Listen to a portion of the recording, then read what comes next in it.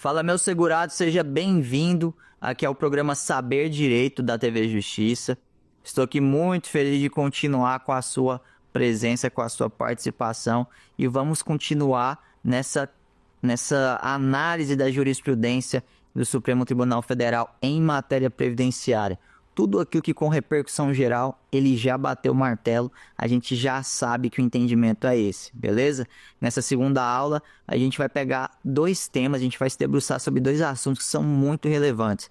Primeiro é o tema 100, que é a coisa julgada inconstitucional, e o segundo é o tema 334, que é o tema do direito ao melhor benefício. O que significa cada situação concreta, o que isso tem de impacto aí no direito previdenciário, beleza?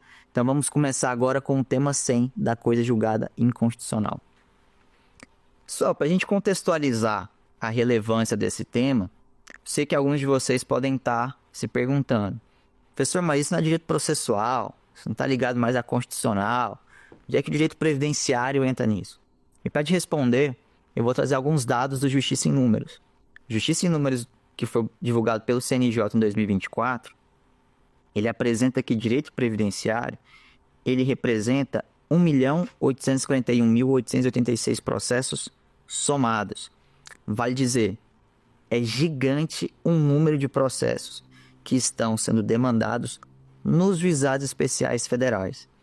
Então, por que isso tem tanta relevância, especialmente no caso dos juizados especiais federais? Porque é para lá que as maiores lides vão de maneira repetitiva. Vale dizer, essas macrolesões, elas desaguam no sistema do Juizado Especial Federal, que é um sistema que está vinculado ali a uma alçada, né? Então, no caso do Juizado Especial Federal, as ações previdenciárias, elas vão ali com o critério de 60 salários mínimos. Então, essas pequenas causas, elas têm ali uma tramitação diferenciada e a matéria previdenciária é extremamente demandada no Juizado Especial Federal. Vale dizer, se tem muita matéria previdenciária sendo julgada lá, a forma que os atos processuais se desenrolam, ou seja, o procedimento do desenrolar processual, a maneira que isso vai se dar, que a produção, que a concessão da tutela jurisdicional, ela vai ser produzida, ela tem um impacto relevantíssimo para os segurados, os beneficiários do INSS. Então, só para a gente compreender ainda mais, nas últimas décadas a gente teve alguns movimentos de acesso à justiça.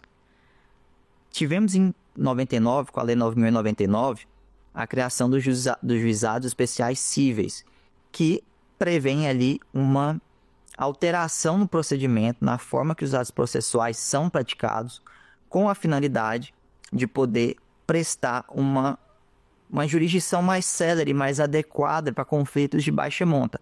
Não concorda comigo que, por exemplo, uma ação referente a um atraso de voo, ele não exige do Poder Judiciário uma resposta que exigem tantas garantias, tantas formalidades, como, por exemplo, numa ação direta de inconstitucionalidade, em que a gente tem que provocar o Supremo para saber se aquilo ali está de acordo com a lei maior. Então, veja só, em situações como essas mais simples, criou-se um procedimento diferenciado. E depois, com o advento da Lei 10.259 de 2001, que é a Lei dos Juizados Especiais da Fazenda Pública, aquelas matérias que envolvessem a Fazenda Pública, então, por exemplo, estados, municípios, União, INSS, que é uma autarquia federal, eles passam a ser resolvidos no âmbito desse procedimento do Juizado Especial Federal. Então, o que acontece? Se a gente pegar os dados do CNJ e cruzar com essas informações, a gente vai ver que esse procedimento, o que acontece ali, é extremamente essencial. A gente saber como que esses atos vão se desenrolar, como que a forma vai se dar, é fundamental para a gente ter uma compreensão de como que o direito vai ser produzido no caso concreto. E só para vocês terem uma ideia ainda, dados da Justiça em Números, o INSS ainda hoje é o maior litigante da Justiça. 4,5% de todos os processos do Poder Judiciário são contra o INSS. Então, ele é o maior cliente do Poder Judiciário. E, especialmente, ele sobrecarrega ali o Juizado Especial Federal. É mais ou menos aí, esses 4,5%, 3,8 milhões de processos. Então, pessoal, o que acontece? Nessa situação, a lei previu, olha, é tanta gente, é tanta coisa, mas o valor não passa de 60 salários mínimos, que a gente vai ter que ter uma estratégia processual com uma tônica diferente de acesso à justiça, para que a gente consiga dar vazão a esse volume de requerimentos de ações. E aí que entra a questão do Juizado Especial Federal, que é informado pelos princípios da informalidade e da simplicidade. Então, os atos processuais, como é que eles conseguem ser mais céleres? Eles têm uma forma de se desenvolver que eles são mais simples, mais concentrados, com menos garantias, prazos mais exíguos, do que um procedimento comum que está previsto no Código de Processo Civil.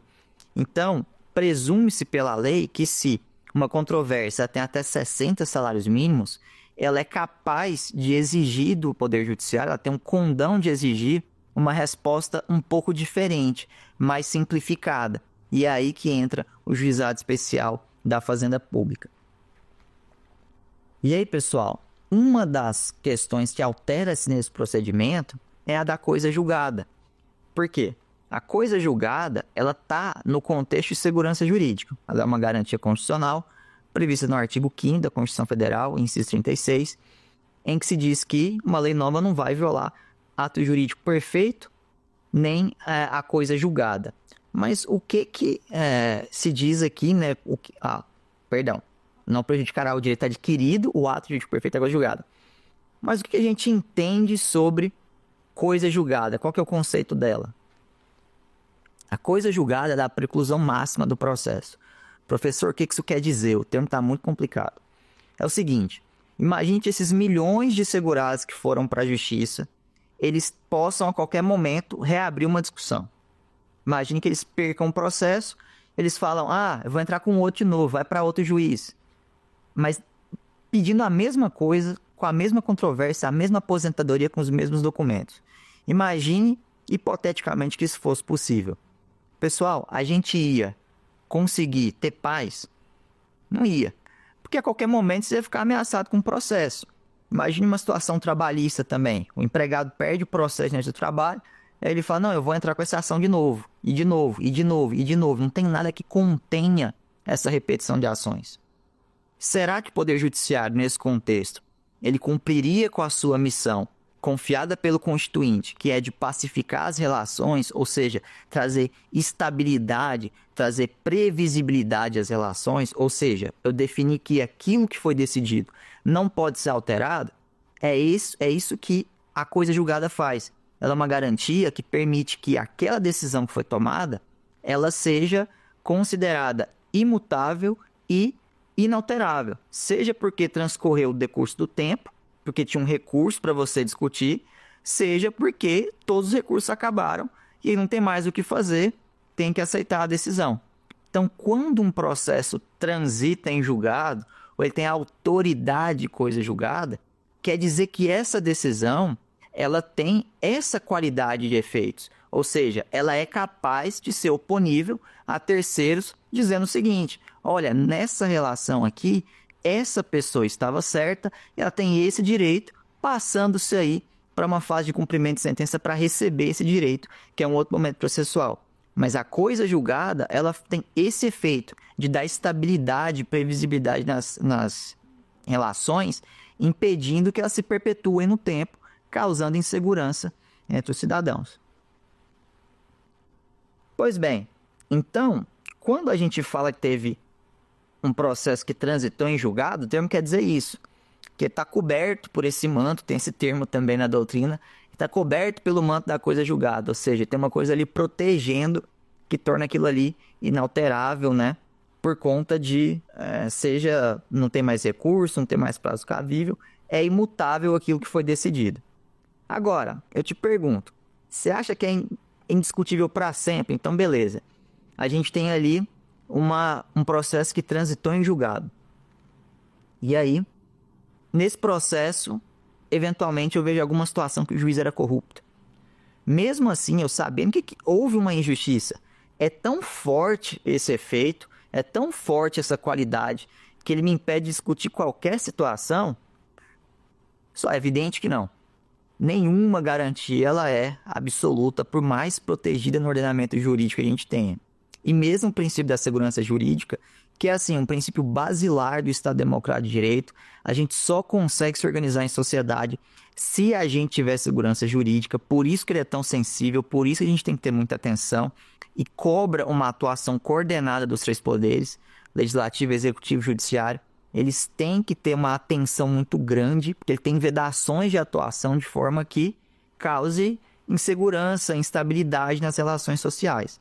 Então veja só, por mais que ele decorra desse princípio tão caro ao Estado Democrático de Direito, a coisa julgada, essa autoridade dos efeitos da decisão, ela não é absoluta, como nenhum direito é.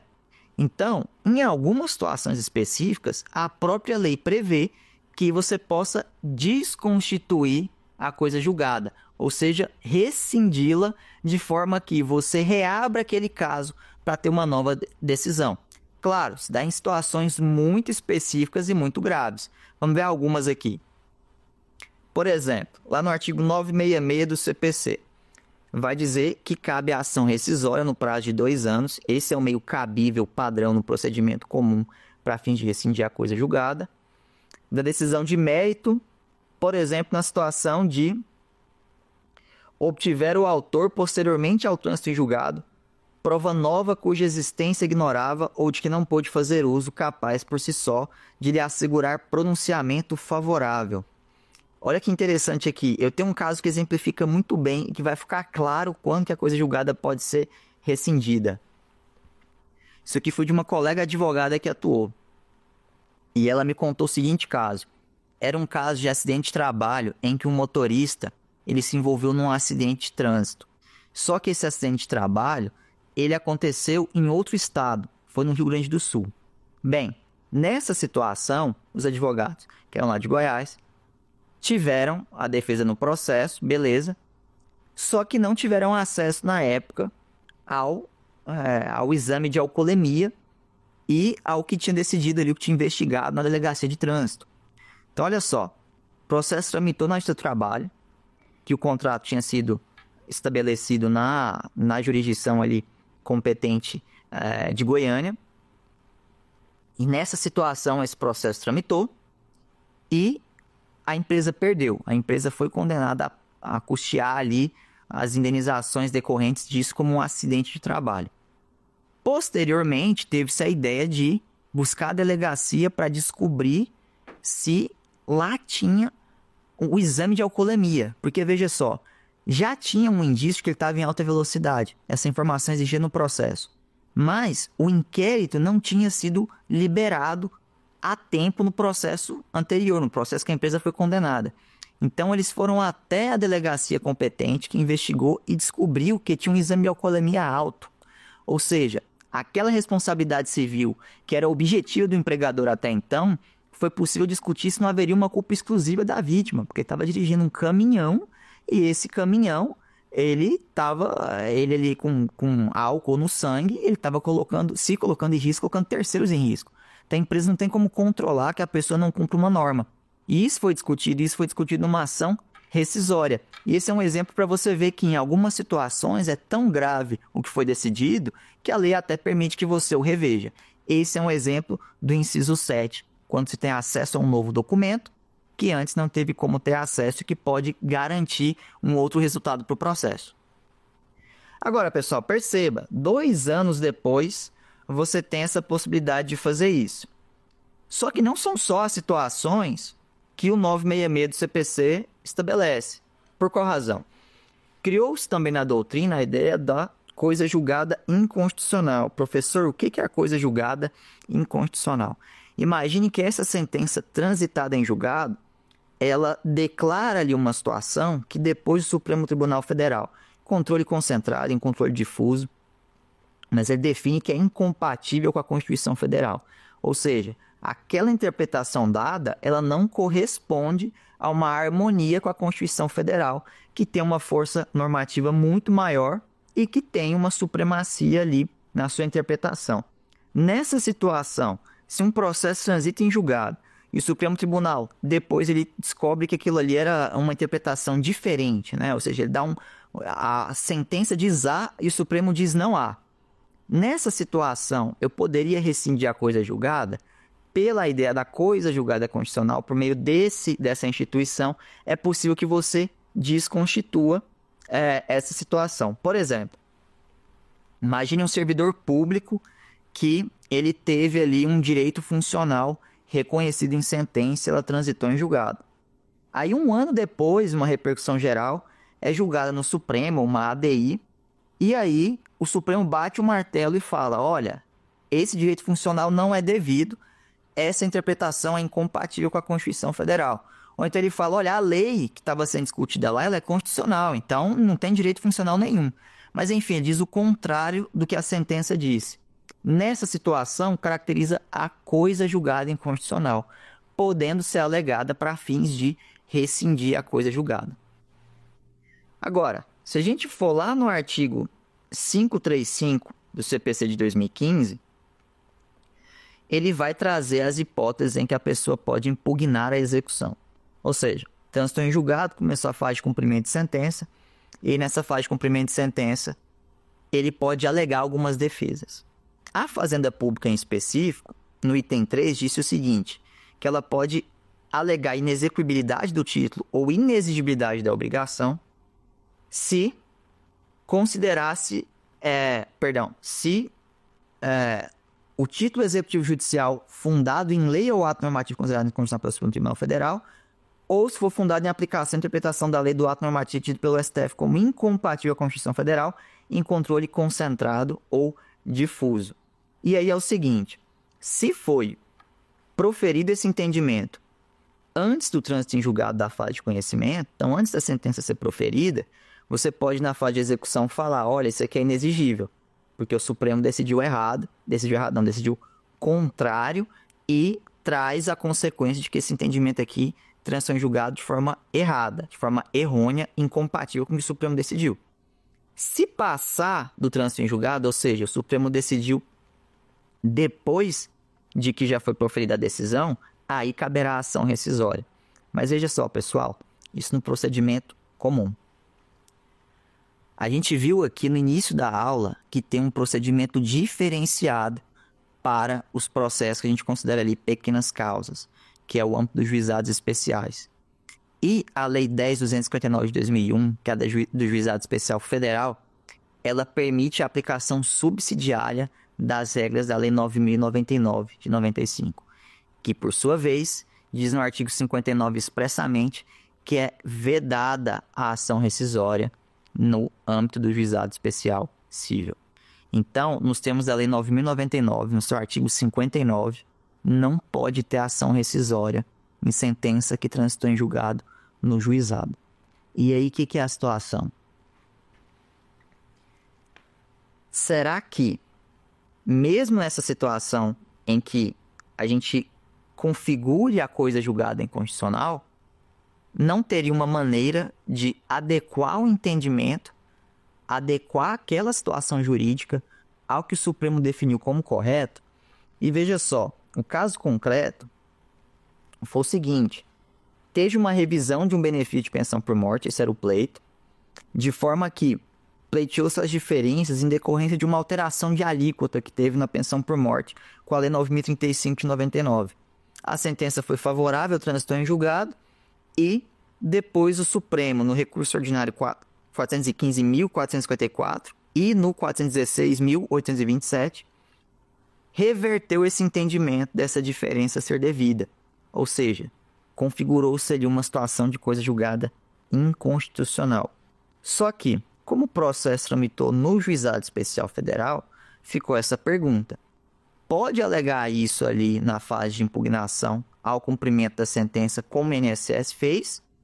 Ou o artigo 59 da Lei 9.099, que tem essa aplicação subsidiária e veda o ajuizamento da ação rescisória, ele também é aplicável no caso do Juizado Especial Federal, apesar de não ter essa disposição expressamente prevista na na Lei do Juizado Especial Federal 10.259 de 2001. Então, essa foi a crise jurídica que se desenhou no caso concreto, referente à possibilidade de se alegar coisa julgada inconstitucional no Juizado Especial Federal. Percebe, pessoal, como isso aqui é relevante, como altera a litigância no âmbito do Juizado Especial Federal envolvendo o INSS? Porque veja só, sendo esse entendimento favorável, o que se compreende? Que o INSS ele pode empurrar o processo o máximo possível. Se ele conseguir chegar no Supremo, ele vai conseguir, ao fim e ao cabo, mesmo ações que ele já tinha perdido, reabrir essas ações, certo? E pleitear a reversão desse entendimento.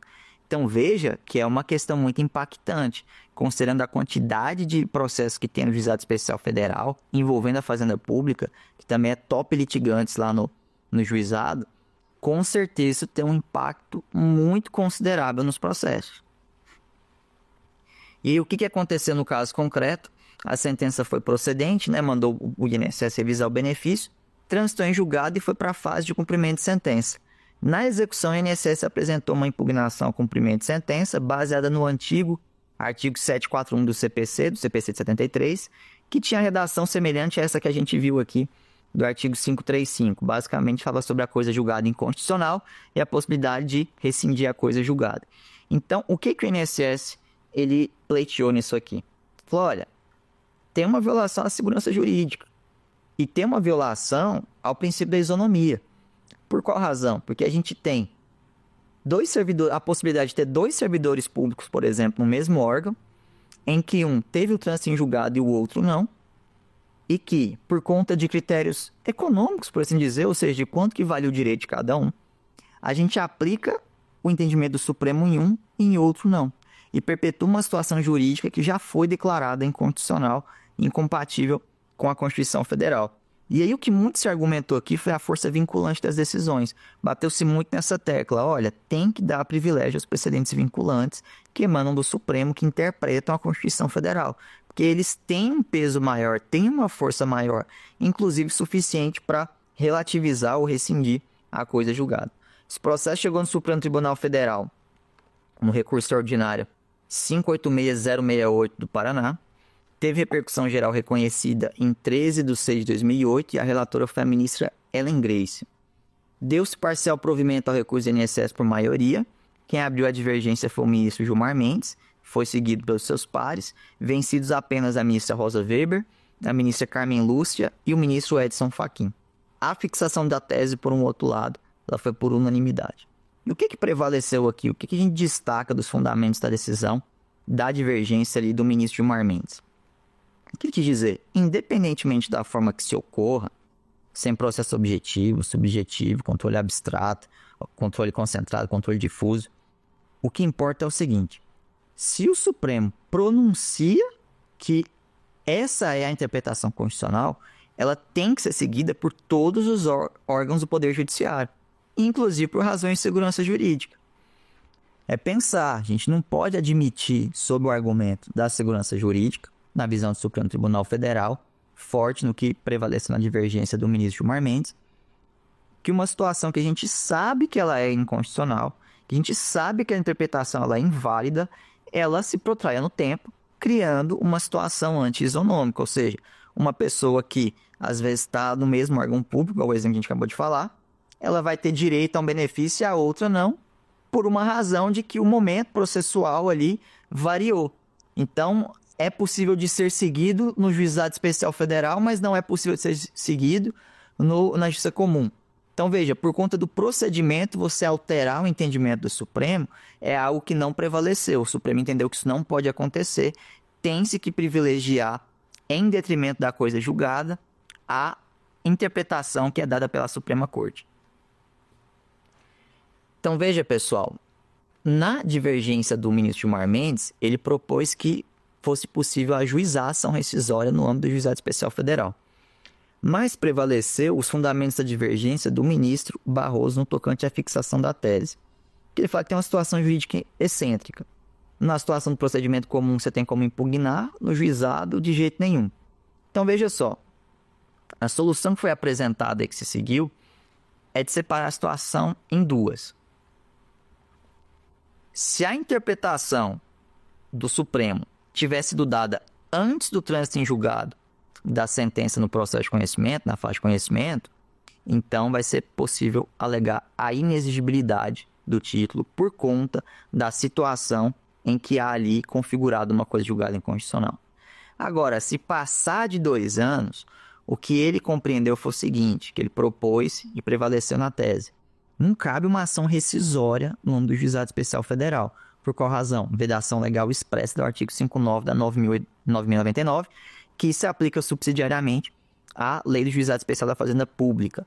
Então, veja só, tem vedação legal para que não caiba ação rescisória, mas ela poderia ser alegada por uma simples petição no processo, dizendo, olha, depois que transitou em julgado, o Supremo trocou de ideia e interpretou de uma outra maneira esse título executivo. Então, eu quero que você rescinda a coisa julgada e isso não precisa de uma ação própria para isso. O argumento é exatamente o mesmo que vedaria, por exemplo, a ação rescisória. Qual seja, o procedimento no juizado ele é simplificado, então ele pode ir de maneira mais séria e mais informal. Por isso, a simples petição. O Supremo, então, no tema 100, bateu o martelo e fixou a seguinte tese de repercussão geral. Item 1. É possível aplicar o artigo 741, parágrafo 1 do CPC de 73, atual 535, parágrafo 5º do CPC 15, aos feitos submetidos ao procedimento sumaríssimo, desde que o trânsito em julgado da fase de conhecimento seja posterior a 27 de 8 de 2001. Por qual razão a limitação temporal? Porque a MP 2180 de 2001 entrou em vigor nessa data e foi ela que acresceu essa possibilidade de alegar a inexigibilidade com base na coisa julgada inconstitucional. Item 2 da tese. É admissível a invocação como fundamento da inexigibilidade de ser o título judicial fundado em aplicação ou interpretação tida como incompatível com a Constituição, quando houver pronunciamento jurisdicional contrário ao decidido pelo plenário do STF, seja no controle difuso, seja no controle concentrado de constitucionalidade, ou seja, nessas duas situações é possível alegar a inexigibilidade. E por fim, no item 3 da tese, ficou que o artigo 59 da Lei 9.099 de 95 não impede a desconstituição da coisa julgada quando o título executivo judicial se amparar em contrariedade à interpretação ou sentido da norma conferida pela Suprema Corte anterior ou posterior ao trânsito em julgado, que foi o destaque lá do voto do ministro Barroso. Não importa se é antes ou depois, dá para rediscutir e rescindir a coisa julgada. Agora a forma varia. Se foi antes, né, do trânsito em julgado, impugnação, cumprimento de sentença, ele alega essa inexigibilidade. Se foi depois, no mesmo prazo da ação rescisória, qual seja de 2 anos, por simples petição, seria possível fazer essa rescisão. Foi decidido com repercussão geral reconhecida, não teve modulação dos efeitos da decisão, mas teve restrição temporal, precisamente 27 de 8 de 2001, que é a data da MP que a gente acabou de ver. E aqui um detalhe, pessoal. Esse processo não transitou em julgado pela seguinte questão.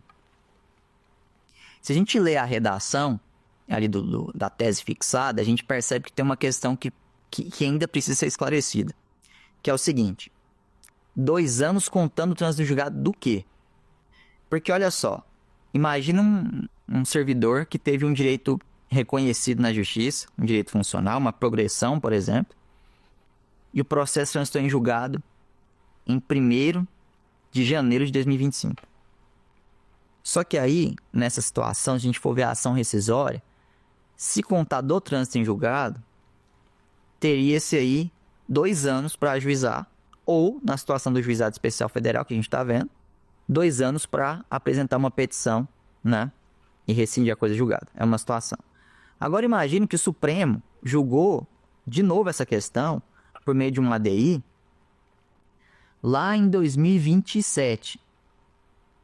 E aí, o processo já tinha transitado em julgado e exaurido, por exemplo, em 1º de fevereiro de 2027, já tinha exaurido o prazo dos 2 anos. Conta-se a partir do julgamento do Supremo, do trânsito em julgado da decisão do Supremo, ou a partir do trânsito em julgado da fase de conhecimento do processo sendo discutido. E por qual razão essa diferença, essa distinção? Pela situação de que pode ser que o processo no Supremo demore muitos anos. E a gente chegue numa situação em que o trânsito em julgado ele acabe demorando muito para poder ser rescindido e causando insegurança.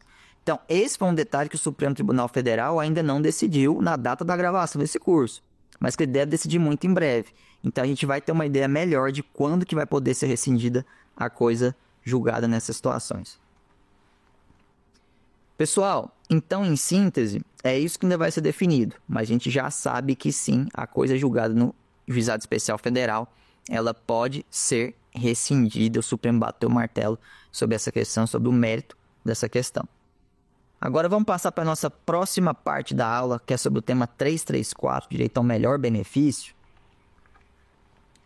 Pessoal, para a gente falar do direito ao melhor benefício, a melhor forma que eu posso aqui encontrar é citar aqui um exemplo que é muito comum para muitos segurados da Previdência e que você em casa com certeza está numa situação dessa, ou vai estar ou conhece alguém que estará. Então é uma coisa muito próxima. O direito ao melhor benefício é o seguinte: imagina um segurado que ele trabalhou desde cedo. Por exemplo, o seu Joaquim trabalhou aí desde os 15 anos de idade. 15 não, 16. Vamos colocar 16 para ficar uma data, né? E aí ele paga 35 anos para a Previdência. Aí ele consegue se aposentar sem idade mínima no regime anterior à reforma da Previdência. É possível que ele se aposente, né, sem essa idade mínima. Agora, imagine que ele não se aposentou por tempo de contribuição, ou seja, ele não utilizou esses 35 anos. E ele faz o aniversário de 65 anos, de forma que ele tenha direito a duas aposentadorias. A do de tempo de contribuição e a de aposentadoria por idade, porque ele preencheu 65 anos, o requisito etário. Nessa situação, é possível reconhecer que ele tem direito aos dois benefícios, a um ou ao outro, ao que ele requerer. Isso vincula ou não vincula? Bem, é essa controvérsia que a gente conversa quando fala de direito ao melhor benefício. Então vamos ver o que o Supremo decidiu nessa situação e o que tem direito ou não no caso de preencher requisito a mais de uma regra. Pessoal, qual que é a grande questão que se dá aqui no direito ao melhor benefício? Imagine que nessas duas regras exista uma diferença de valor.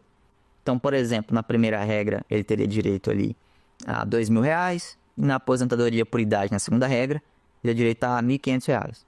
Então veja só, tem uma situação que é mais vantajosa do que outra. Quando é assim, o Supremo tem que reconhecer que tem direito às duas situações, ele vai optar, ou na verdade, se ele requerer, por exemplo, a segunda aposentadoria de R$1.500, ele vai ter que arcar com esse prejuízo. Isso está bem ligado à questão do direito adquirido. Por qual situação? Por que eu falo dessa opção? O que é o direito adquirido? Uma garantia fundamental. A gente viu ali no artigo 5º, inciso 36, que fala que a lei não prejudicará o direito adquirido, a coisa julgada e o ato jurídico perfeito. O que é o direito adquirido? É o seguinte: eu preenchi os requisitos para um determinado direito. Eu posso exercê-lo posteriormente, baseado nas regras que estavam vigentes quando eu o adquiri. É o que a gente usa muito no direito previdenciário de tempus resti actum, ou seja, o tempo rege o acto.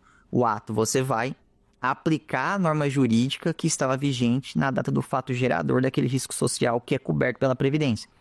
Então, veja só, nessa situação de direito adquirido, eu estou falando o seguinte: eu incorporei a primeira aposentadoria no meu patrimônio jurídico, eu posso exercer esse direito depois sem ter prejuízo de alguma regra, e é isso que veio para o caso concreto.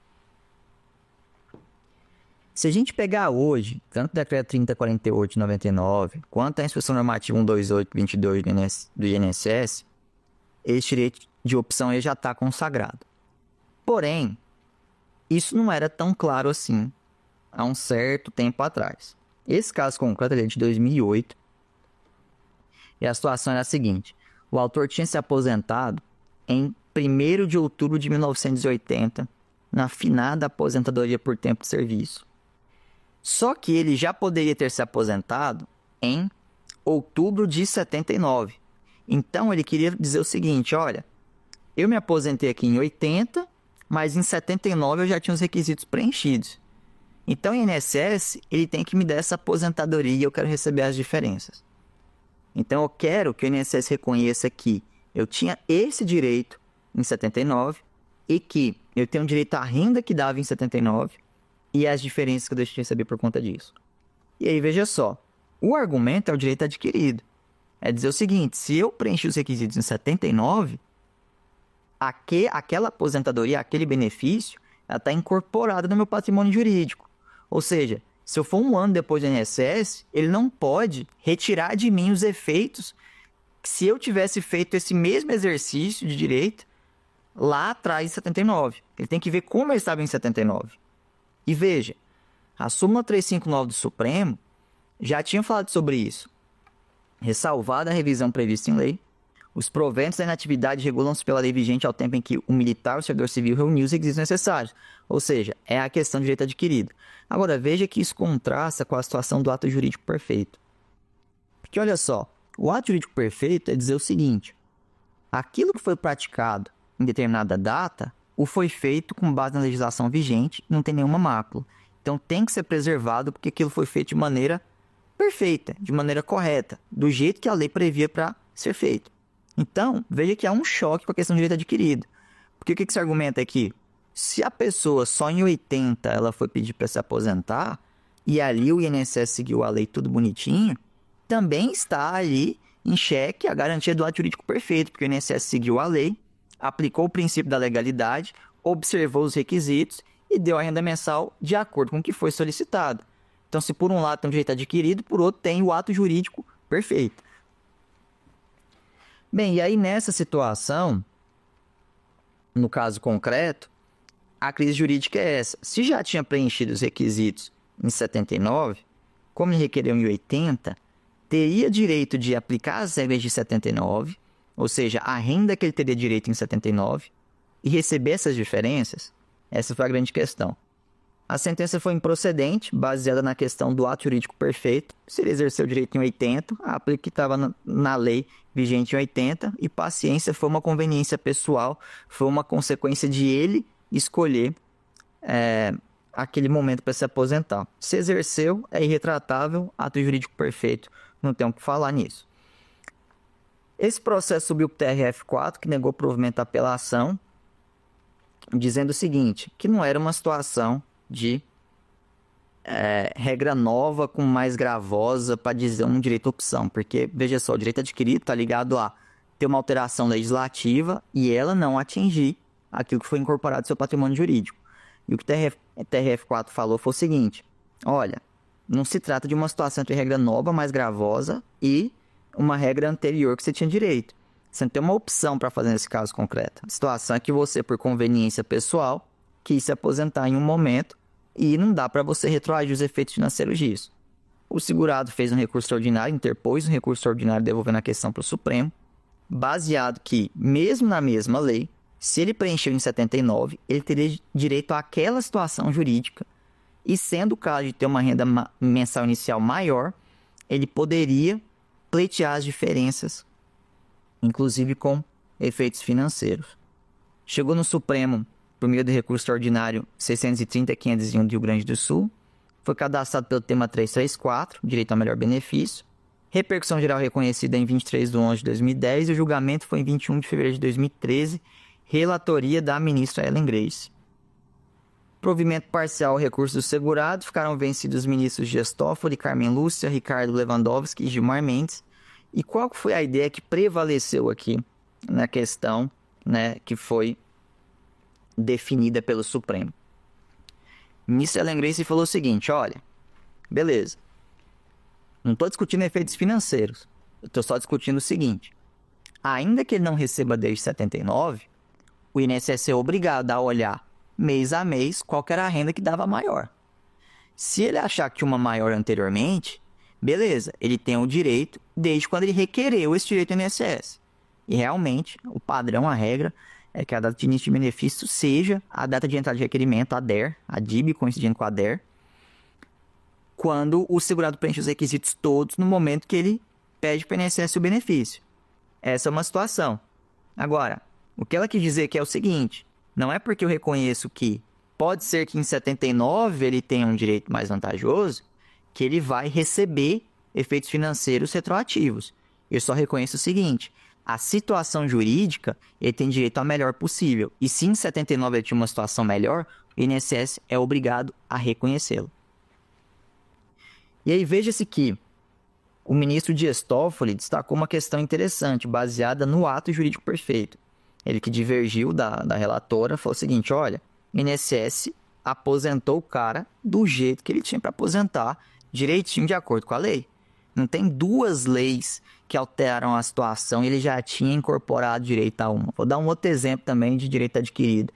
Por exemplo, situação de quinquênio. Então, vem uma reforma da Previdência, como aconteceu em alguns estados, e corta alguns direitos funcionais, por exemplo, o quinquênio, que é você trabalhar 5 anos e ter direito a um acréscimo salarial. Veja bem, nessa situação, quem já tinha preenchido os 5 anos, mesmo não tenha requerido no órgão, ele vai ter resguardo desses 5 anos. Você vai aplicar para aquelas pessoas, né, que estavam ou no meio do caminho, se não tiver uma regra de transição, ou que preencheram depois, né, que vão cumprir 5 anos depois da alteração. Então, veja, o Toffoli, ele destacou essa situação, não teve uma alteração legal. O que houve aqui foi conveniência pessoal, igual o TRF4 tinha decidido. E ao fim e ao cabo, ficou definida a seguinte tese de repercussão geral para o tema 334. Para o cálculo da renda mensal inicial, cumpre observar o quadro mais favorável ao beneficiário, pouco importando do excesso remuneratório ocorrido em data posterior ao implemento das condições legais para a aposentadoria, respeitadas a decadência do direito à revisão e a prescrição quanto às prestações vencidas. E aí, pessoal, destaque que eu faço aqui em relação a essa tese. O que o Supremo definiu no tema 334, ele fala em renda mensal inicial, que é o primeiro valor do benefício, fala, mas especialmente, ele usa o termo situação mais favorável. Guardem esse termo, porque o que se preserva com base no direito ao melhor benefício é a situação jurídica. E aqui, na minha interpretação, também está englobado, por exemplo, situações de acumulação. Então, por exemplo, se eu tenho direito a um benefício lá atrás que me garantiria, por mais que uma renda mensal inicial fosse menor, uma acumulação com a aposentadoria que fosse mais, com a pensão que fosse mais vantajosa, eu entendo que essa situação jurídica está abarcada também pelo direito ao melhor benefício. Vou dar um exemplo. A reforma da Previdência acabou com a possibilidade de acumulação de 100% das rendas da pensão com a aposentadoria. Você pode até receber o benefício de maior valor e parte do de menor valor. Mas imagine que uma pessoa ela teria direito a uma aposentadoria antes da reforma da Previdência, com uma renda mensal inicial mais baixa, mas se eu somasse essa acumulação com a pensão, ela daria numa situação jurídica mais vantajosa, ou seja, somadas as rendas dariam mais do que a aposentadoria e a pensão que foi concedida, que poderia ser concedida depois da reforma da Previdência, depois da emenda constitucional 113.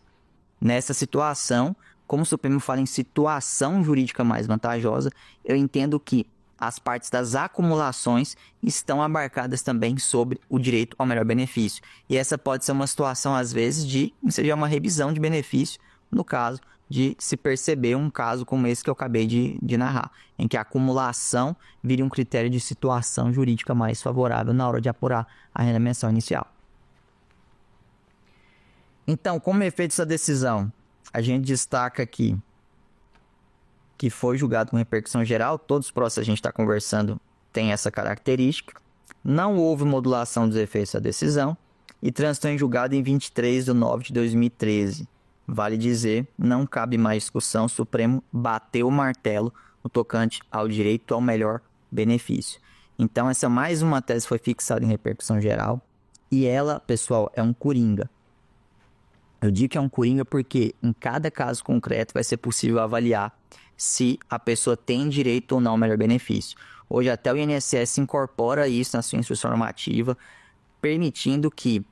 obrigando o INSS, né, a autarquia, a conceder o benefício mais vantajoso sempre que ele identificar ali de cara que o segurado tem direito à opção entre um e outro.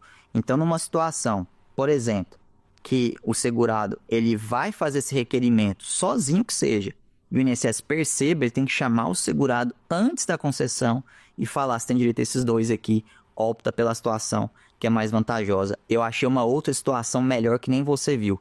então eu vou te conceder o melhor benefício. Por isso que o tema 334 tem tanta relevância, porque tem uma aplicação direta e é uma situação coringa. Você pode aplicar para N situações, não tem uma situação pré-definida em que ele se aplica. Sempre tiver mais de um direito, a pessoa adquiriu um direito antes, o outro que ela preencheu os requisitos, ela tem direito ao que seja melhor, ao que seja mais vantajoso. Beleza? Então vamos revisar quais foram os temas que a gente viu nessa aula. Primeiro foi o tema 100, que é o da coisa julgada inconstitucional, que o Supremo disse o seguinte: é possível aplicar o artigo 741, parágrafo 1 do CPC de 73, atual 535, parágrafo 5 do CPC 15, aos feitos submetidos a procedimento sumaríssimo, desde que o trânsito em julgado da fase de conhecimento seja posterior a 27 de 8 de 2001. Então, lembrar que tem essa restrição temporal.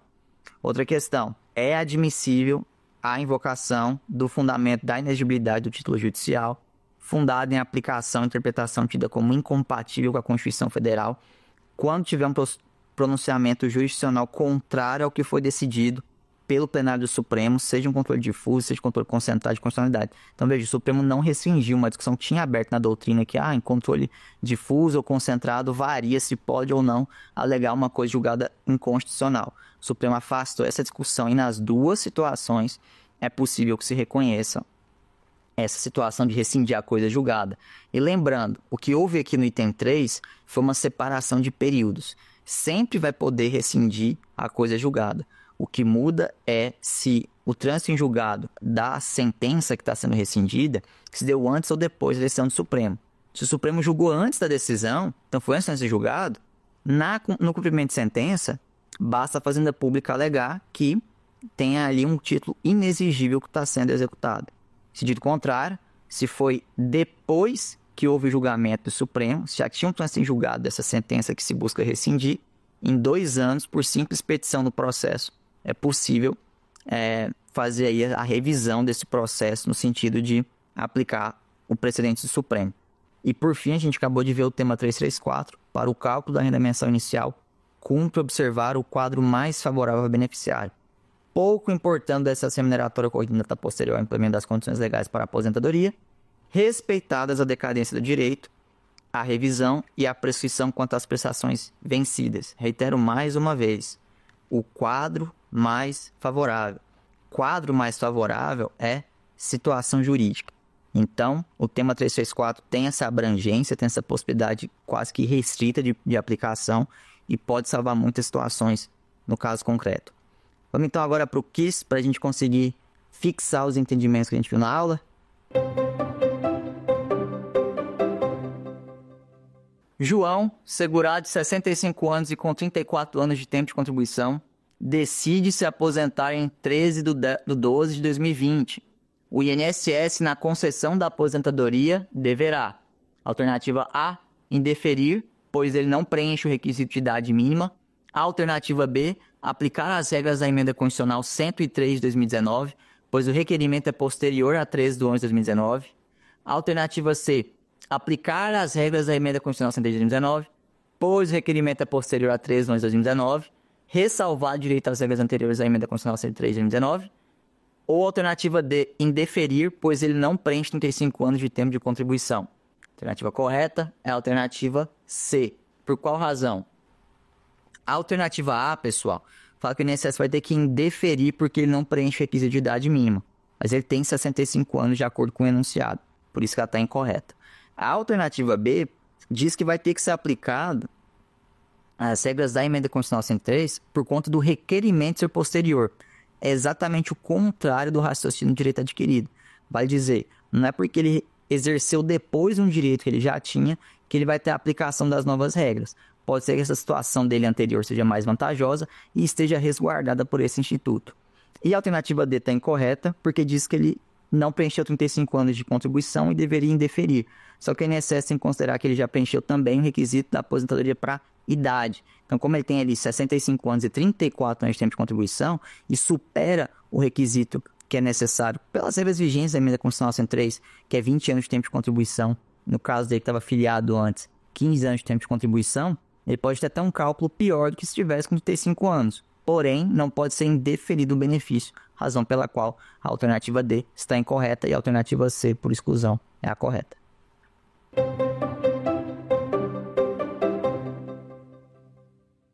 No âmbito dos juizados especiais federais, à luz da jurisprudência do STF, assinale a alternativa correta.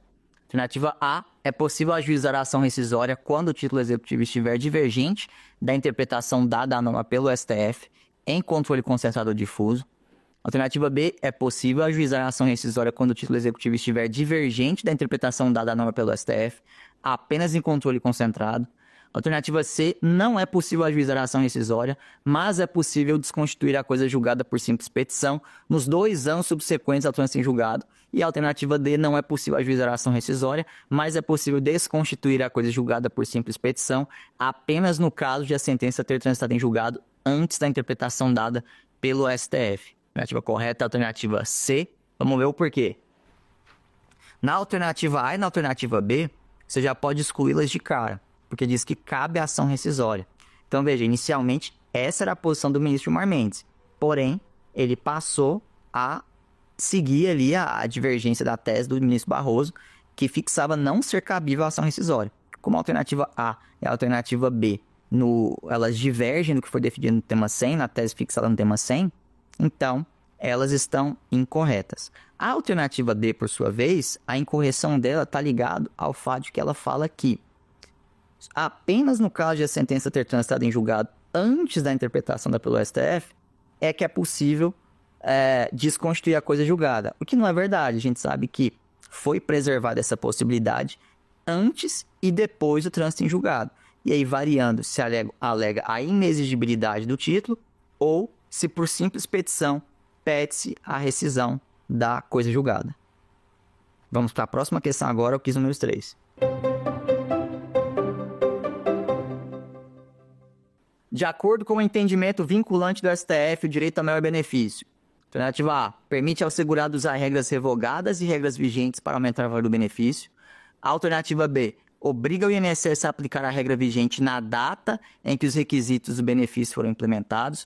Alternativa C, obriga o INSS a aplicar a regra vigente na data em que o benefício foi requerido.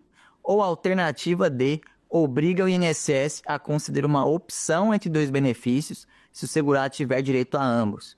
Alternativa correta, alternativa D. Por qual razão? Veja só. A alternativa A diz respeito a uma situação que a gente fala de hibridismo, que o Supremo já rechaçou a possibilidade. Então, eu não posso pegar uma conjugação de regra anterior, de regime jurídico anterior, com regime jurídico novo. Eu não posso, por exemplo, pegar um cálculo que era mais vantajoso antes e combiná-lo com um requisito de idade mais brando que eu tenha numa alteração posterior de lei. Então, a alternativa A está incorreta por conta disso. Não tem a ver direito ao melhor benefício você escolher fazer ali como se fosse pensar, né? Você fazer ali uma coisa personalizada para a sua situação. Não é. Agora, a alternativa B está incorreta por quê? Porque fala que obriga o INSS a aplicar a regra vigente na data que os benefícios foram implementados. Nem sempre. Pode ser que o INSS seja obrigado a aplicar os requisitos numa data posterior durante o processo, se ele verificar que tem direito a um melhor benefício. Por exemplo, que afaste o fator previdenciário. Imagine que a pessoa fez aniversário, demorou 1 ano nesse processo, e o INSS fala, olha, na verdade aqui tem um outro benefício. Pode reafirmar a DER, que é a possibilidade que faz isso. Você abre mão dos atrasados, e aí você consegue ter essa concessão. Então, nem sempre vai ser quando se implementou os requisitos, a aplicação aí dos efeitos financeiros. E a C está incorreta por conta da questão de considerar como critério a data em que foi requerido, a data da DER. A gente sabe que não é isso. O que a gente considera é o seguinte, é um direito de opção, como diz a alternativa D, esse é o cerne do direito ao maior benefício, sempre que o segurado preenche requisito para mais de um benefício. Eu te aguardo na próxima aula para falar sobre o tema 1125 e o tema 606.